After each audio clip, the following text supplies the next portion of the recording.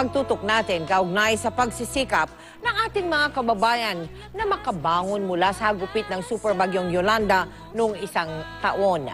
Nasa Basay, Samar si Jessica Soho. Jessica?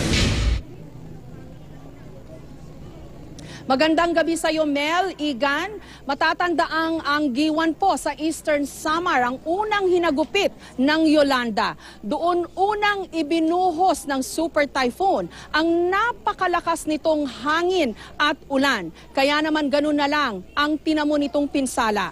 Balikan po natin ang itsura ng Giwan noon lamang nakaraang taon. Puro ho destruction at devastation ang makikita. Halos lahat ng bahay wasak. Kung meron man pong mangilan-ngilan na nakatayo, nagtamo pa rin ang malaking damage. Para kang nasa isang pelikula, yung mga doomsday movie, yung nagsasabi yung end of the world na.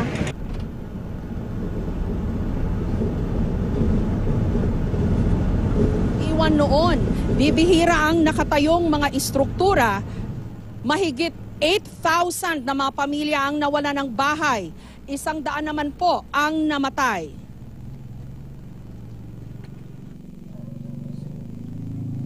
Ngayon naman, balikan po natin ang itsura ng Giwan matapos ang isang taon. Sa tansya ng mga otoridad, 70% ng bayan ang nakabangon na. Matatandaang pinuri ng Pangulong Aquino mismo ang mga tiga-Giwan dahil saan niya ay kahandaan nila para sa super typhoon. Kaya kaunti lang daw doon ang casualties kahit matindi ang pinsala. At mukhang nabiyayaan ng national government ang Giwan dahil kumpara sa Tacloban, sa iba pang mga bayan ng Leyte, Samar at Eastern Samar, sa Giwan, may pinondohan na ang national government na permanent shelters sa pakikipagtulungan din ng isang international NGO. Matagal na po namin talagang naasam-asam na magkaroon po kami ng sariling matutulugan na maayos ang aming mapaghiga. Kasi lupa lang naman po talaga itong namin ng tin eh. Ang laki po ng hirap namin na tiniis po rito. Init, ulan, tapos karamihan po talaga sa amin dito nagkakasakit. Ang naging problema natin dyan, may tinatawag po tayo na geohazard mapping assessment. So, hindi po tayo pwedeng basta-basta lang mag-identify ng mga relocation sites.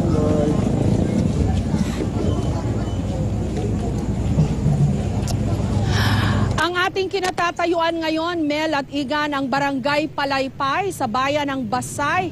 At hindi katulad ng Giwan, ang pakiramdam ng mga nakausap natin dito ay hindi sila gaanong nakatanggap ng tulong mula sa national government. Hindi nila naramdaman yung ikangay haplos ng pagmamahal. Bagamat makikita natin dito sa ating kinatatayuan, no? Maliwanag ngayon ang sikat ng sinag ng buwan.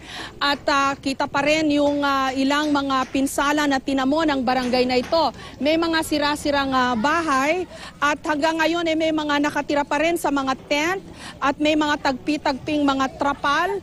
At itong bayan daw na ito, itong barangay daw na ito, Mel, Igan, nung kasagsagan ng Super Typhoon Yolanda, talagang washed out daw ito. Yun lamang bahay sa kanto na gawa sa simento ang nakatayo. Tanungin natin ang kanilang barangay captain, si Ginoong Arnulfo Marcha. Nakatanggap po ba kayo ng tulong dito mula sa national government? So ngayon ma'am, mula pa sa DSWD sa relief labat yung nakarating sa amin. Sa mga nasira naming mga project wala pa.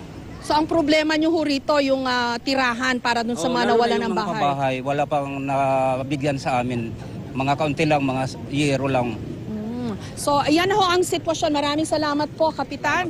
Yan ho ang sitwasyon dito sa Barangay Palaypay sa bayan ng Basay.